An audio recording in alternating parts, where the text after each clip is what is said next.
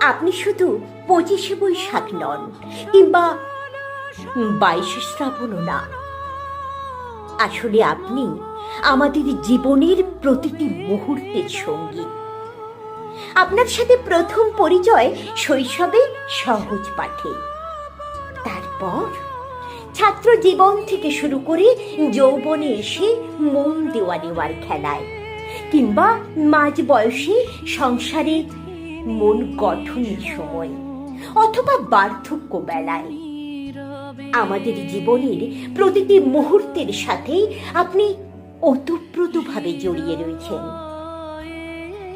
আপনি বলেছিলেন আপনার গান থেকে যাবে।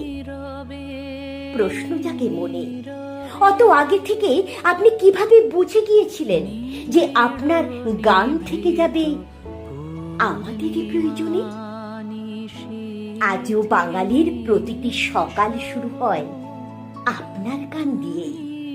আজও আমাদের সুখ দুঃখ, হাসি কান্না, মান অভিমান, বিরহ বেদনা, জয় পরাজয়, সবকিছুর সাথেই মিশে রয়েছেন আপনি, শুধু আপনি। শ্রাবণের 22শে কোনো কিছুর শেষ নয়, শেষ হতে পারে না।